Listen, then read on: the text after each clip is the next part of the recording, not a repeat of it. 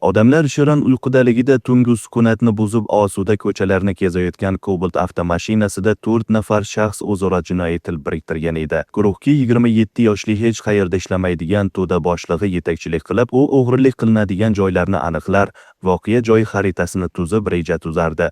Eng achinarlisi, u o'ziga hamroh sifatida hali hayotning pasti balandini tushunib yetmagan, tumandagi texnikum va maktablarda o'quvchi bo'lgan 3 nafar o'spirin yigitni sherik sifatida tanlab olgan edi. Bu to'rtovlonning maqsadi bitta: tun qorong'isida qarovsiz qolgan mashinalar g'ildiraklarini yechib ketish. Ularning bu galgi manzili Shofirkon tumani bo'ldi.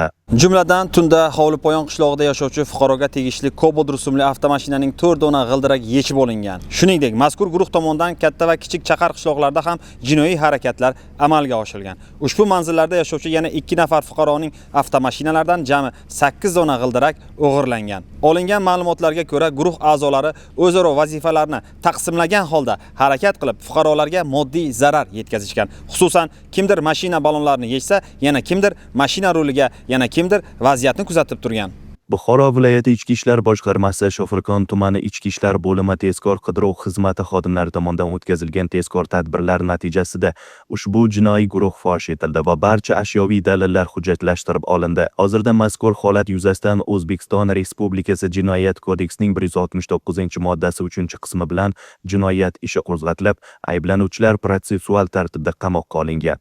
Eng achinarlisi, hali hayoti oldinda bo'lgan, ota-onasi o'qib odam bo'lsin deb ilm dargohlariga yuborgan 17-18 yoshli yigitlarning bugun panjara ortida bosh egib turishidir.